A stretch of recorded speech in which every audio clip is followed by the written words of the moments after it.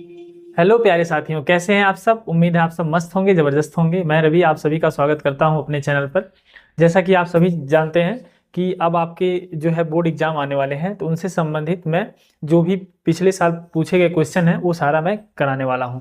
तो social science का हमने थ्योरी के जितने क्वेश्चन थे पहले चैप्टर का, यूरोप में राष्ट्रवाद का उदय का, वो पूरा हमने थ्योरी का क्वेश्चन करा दिया है। जितना भी पूछा गया क्वेश्चन है वो सारा करा दिया है। अब जो है उससे संबंधित, उस चैप्टर से संबंधित जितने भी एमसीक्यू बनते हैं वह क्वेश्चन लेके आया हूँ, जो कि बहुविकल्पी है। आप सभी जानते हैं कि जो बहुविकल्पी क्वेश्चन है आपका, वो भी जो है आता है 20 नंबर का। अगर मान लीजिए सोशल साइंस है, सब्जेक्ट है आपका सामाजिक विज्ञान, तो 20 नंबर के आपके एमसीक्यू क्वेश्चन आते हैं जो कि बहुविकल्पी होते हैं। बहुत आसानी से आप उसको पा सकते हैं। तो यह 20 क्वेश्चन होते हैं और 50 क्वेश्चन जो होते हैं वो थ्योरी के। तो ये भी क्वेश्चन और ये भी दोनों हम कराएंगे। पहले कराएंगे आपका थ्योरी का पेपर हो जाएगा, फिर आपका एमसीक्यू का पेपर हो जाएगा। अब एमसीक्यू का कराते चलेंगे वीडियो। तो दोनों वीडियो आपको सीक्वेंस में मिलते रहेंगे, एक एक दिन अल्टरनेट करके। तो यह दोनों वीडियो आप लोग जरूर देखिएगा, जिससे आपका एग्जाम में बहुत हेल्प होगा। ठीक है, तो आइए स्टार्ट करते हैं हम पहले क्वेश्चन से। यहाँ पे एमसीक्यू का जो पहला क्वेश्चन है इसको देखते हैं। देखिए आपकी स्क्रीन पे है, वियना की वियना की संधि कब हुई थी। पूछा है वियना की संधि कब हुई थी, पूछा गया क्वेश्चन है। 2023 और 24 में पूछा हुआ है क्वेश्चन है। तो क्या हो जाएगा, वियना की संबंधी 1814, 1815, 1816 और 1817। तो 1815 में हुई थी। वीडियो पूरा देखिएगा, उसमें हमने पूरा डिटेल बता रखा है कब हुई थी वियना की संधि। 1815 में हुई थी। चलिए नेक्स्ट पे चलते हैं। नेक्स्ट क्वेश्चन हो जाएगा, निरंकुशता का तात्पर्य क्या है। निरंकुशता का तात्पर्य क्या है, देखिए देखिए, ऐसी शासन व्यवस्था जिसमें सत्ता पर जनता का अंकुश हो। ये नहीं होगा, ऐसी शासन व्यवस्था जिसमें सत्ता पर किसी का अंकुश नहीं होता हो। ये तो यही क्या हो जाएगा, आपका करेक्ट ऑप्शन हो जाएगा। अगला पढ़ लेते हैं, ऐसी शासन व्यवस्था जिसमें कुछ व्यक्तियों का अंकुश होता हो। ये भी नहीं होगा। ऐसी शासन व्यवस्था जिसमें बहुमत का सत्ता पर अंकुश होता, तो ये भी ऑप्शन नहीं होगा। आपका करेक्ट ऑप्शन क्या हो जाएगा, ऑप्शन नंबर ख। ठीक है, तो ये आसानी से इसको आपको ट्रिक लगाना रहता है, जो कि आप जो आपकी ओमार सीट आती है उसमें आपको फिल करना होता है। और आसानी से उसमें ऑप्शन दिया रहेगा ए बी सी डी, या फिर कै ख ग, कै ख ग घ, ऐसे दिया रहेगा। जो भी ऑप्शन रहेगा आप उसके सामने फिल कर देंगे ऐसे ही, तो आपका आसानी से 1 नंबर मिल जाता है। तो यह 20 नंबर का क्वेश्चन आता है, इसको जरूर आप लोग देखिएगा। ठीक है, उदारवाद का तात्पर्य, अगला क्वेश्चन है क्या, उदारवाद का तात्पर्य पूछा हुआ क्वेश्चन है। ठीक है, उदारवाद का तात्पर्य निराशा एवं भावावेश, राजनीतिक गतिविधियों पर पाबंदी, समान आधारित कानून के साथ समझ समान था। तो करेक्ट ऑप्शन यही हो जाएगा, शक्ति का केंद्रीकरण। ये नहीं होगा, ये नहीं होगा, ये नहीं होगा, यानी गे ऑप्शन आपका सही हो जाएगा। ठीक है, तो यहाँ पे बहुत आसानी से आप पा सकते हैं 20 नंबर, बहुत ईजी है। और इसमें वही क्वेश्चन इंक्लूड कर रखे हैं हम जो पूछा है, जो पूछा गया है वही सारा का सारा क्वेश्चन हमने इंक्लूड कर रखा, जो बार बार एग्जाम में पूछा है। तो देखिए अगला है, 1789 में फ्रांस की क्रांति के प्रथम अधिनियम का क्या परिणाम हुआ। तो राजनीतिक ज्ञान, भौतिक ज्ञान का उदय और निरंकुश राजतंत्र का प्रारंभ, राष्ट्रीय राजतंत्र का प्रारंभ। कौन सा हुआ, राष्ट्रीय राजतंत्र का प्रारंभ। ऑप्शन नंबर घ हो जाएगा। ये क्या हो जाएगा, करेक्ट ऑप्शन हो जाएगा ऑप्शन नंबर घ। निम्नलिखित में पहली जनक्रांति किस क्रांति के साथ हुई। पहली जनक्रांति, तो ये भी पूछा हुआ है। औद्योगिक क्रांति, फ्रांसीसी क्रांति, गौरव मई क्रांति, रूस की क्रांति। तो ऑप्शन क्या हो जाता, फ्रांसीसी क्रांति। कौन सी, फ्रांसीसी क्रांति। करेक्ट ऑप्शन क्या हो जाएगा आपका, ख हो जाएगा। ठीक है, अगर डिटेल इसका देखना हो, पूरे चैप्टर का डिटेल देखना हो, तो वीडियो जो है इस डिस्क्रिप्शन में हम लिंक डाल देंगे, उसमें आप लोग देख सकते हैं। ठीक है, पूरा वीडियो। बेरिंगटन संबंध था 2016 में पूछा हुआ है। किससे था, धर्म की एकता से, धर्म की एकता क्रांति से, धर्म नीति समाज से, या फिर रूस की समाज क्रांति से। तो ऑप्शन क्या हो जाएगा, ऑप्शन हो जाएगा धर्म की एकता क्रांति से। धर्म की एकता क्रांति से क्या हो जाएगा, करेक्ट ऑप्शन हो जाएगा। आगे चलते हैं, अगला देखेंगे। अगला क्वेश्चन है, निम्नलिखित में से कौन सा 1804 के नेपोलियन कोड में नहीं जोड़ा गया। नेपोलियन कोड में नहीं जोड़ा गया, तो 2023 है। कौन सा है, संपत्ति का अधिकार, अभिव्यक्ति की स्वतंत्रता, कानून की समझ समानता और धर्म की स्वतंत्रता। तो कौन सा नहीं जोड़ा गया? ऑप्शन नंबर ख हो जाएगा। ऑप्शन नंबर क्या हो जाएगा? ऑप्शन नंबर ख। करेक्ट ऑप्शन क्या है? ख, अभिव्यक्ति की स्वतंत्रता। चलिए आगे देखते हैं। 1861 में एकीकृत एकीकृत इटली का सम्राट किसे घोषित किया गया? ठीक है, किसे घोषित किया गया? 2023 में पूछा हुआ है। तो कौन सा हो जाएगा? इमैनुअल द्वितीय, जोसेफ मैजनी, विलियम प्रथम, जोसेफ गैरिबाल्डी। तो किसको? इमैनुअल द्वितीय को। किसको जोड़ा गया? इमैनुअल द्वितीय को घोषित किया गया। किसको घोषित किया गया? इमैनुअल द्वितीय को। तो बहुत अच्छे अच्छे क्वेश्चन हैं, बहुत इजी इजी हैं, इसको आप आसानी से पा सकते हैं। ठीक है, अगला है जोसेपे माजनी का संबंध था। जोसेपे माजनी का संबंध था किससे था? एकदम आसान सा, इटली के एकीकरण से।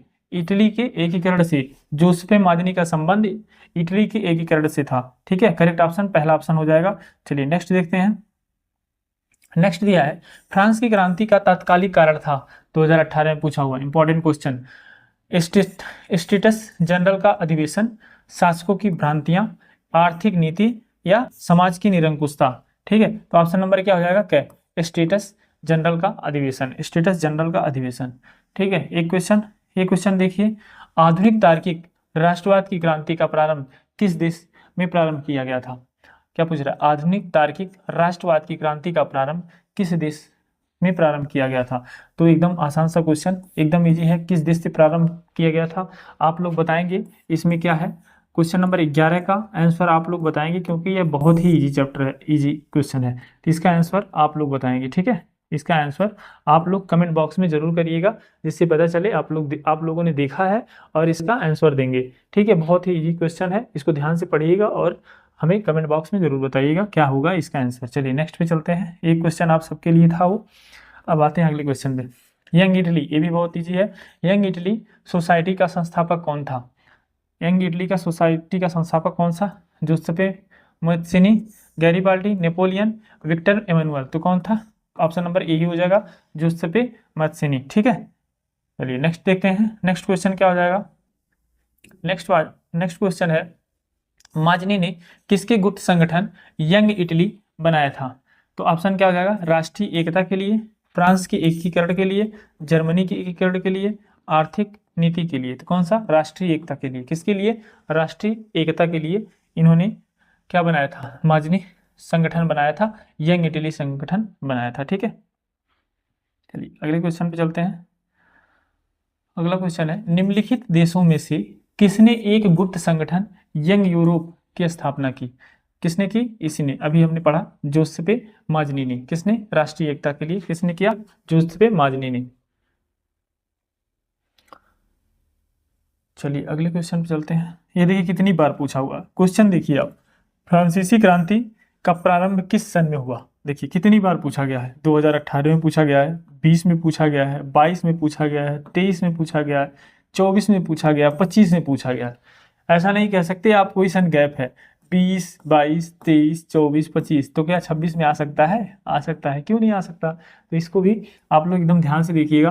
फ्रांसीसी क्रांति का प्रारंभ किस सन में हुआ? ठीक है, किस सन में हुआ? तो क्या हो जाएगा?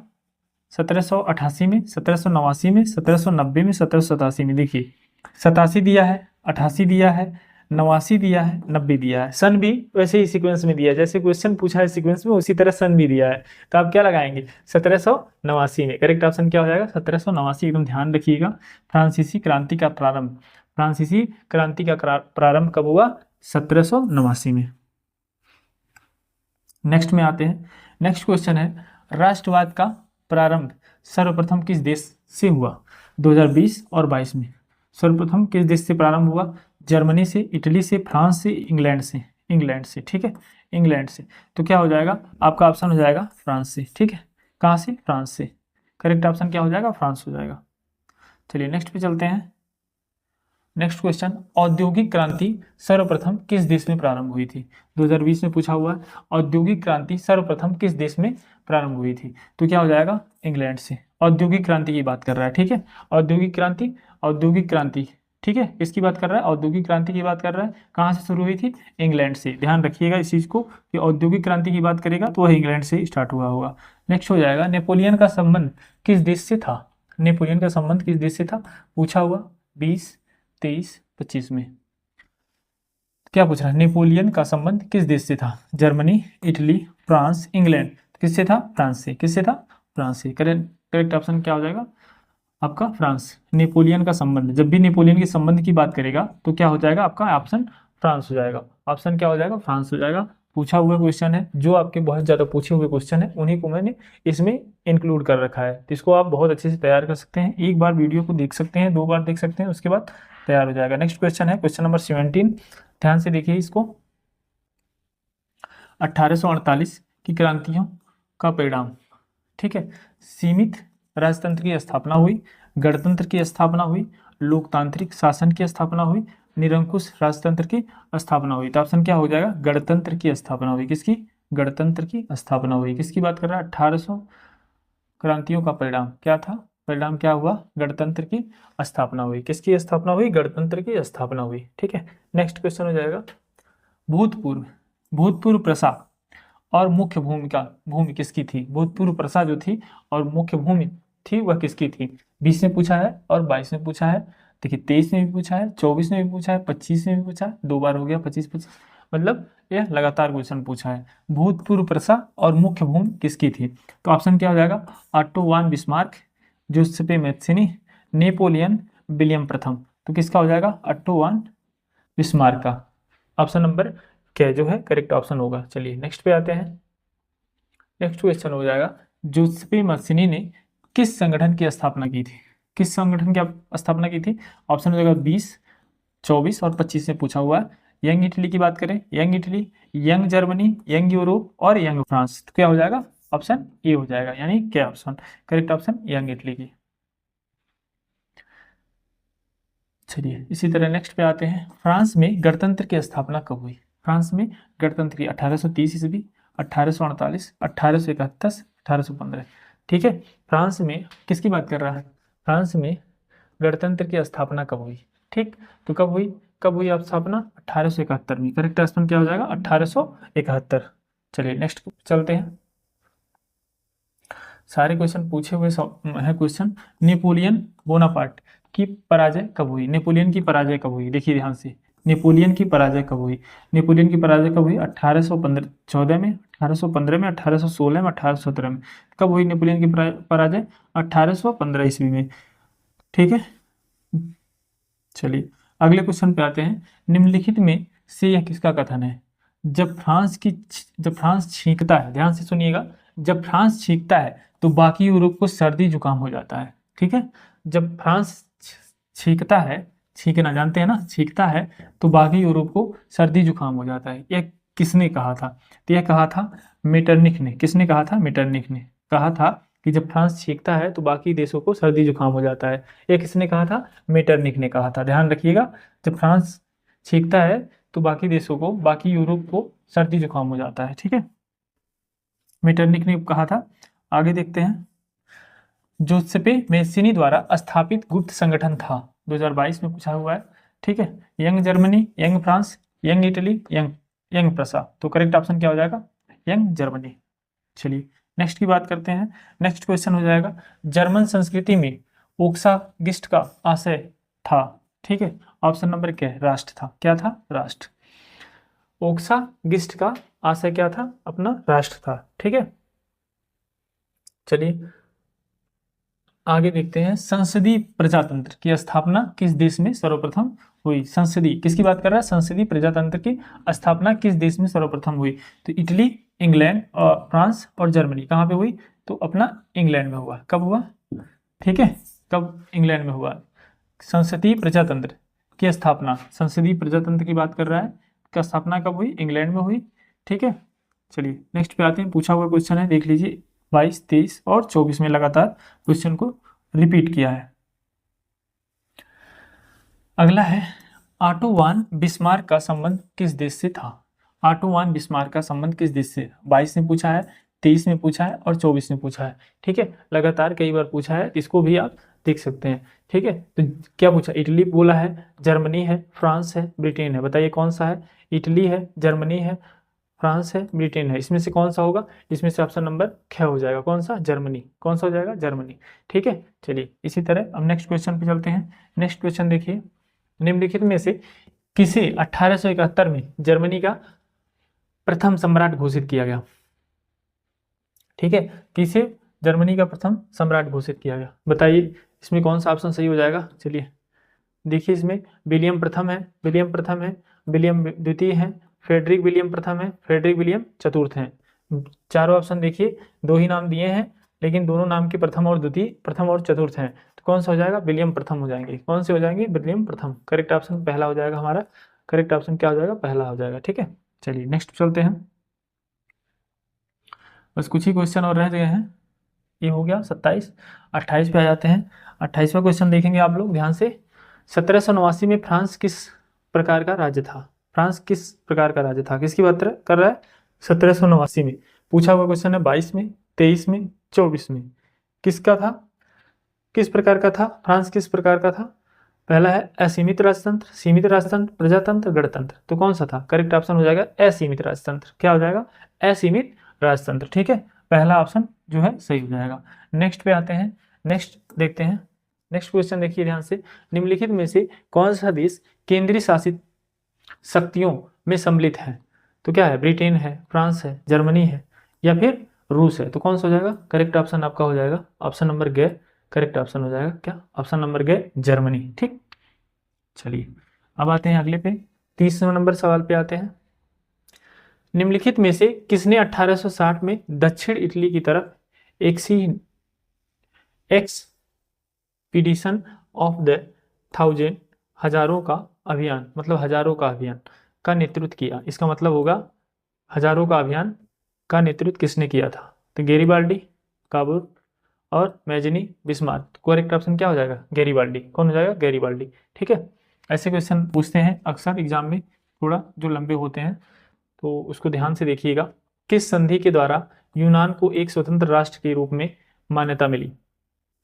पीसन की संधि, वियना की संधि या वर्साय की संधि या कुंसुतनिया की संधि? तो ऑप्शन क्या हो जाएगा? ऑप्शन नंबर घ, कुंसुतनिया की संधि में। ऑप्शन नंबर घ करेक्ट ऑप्शन हो जाएगा।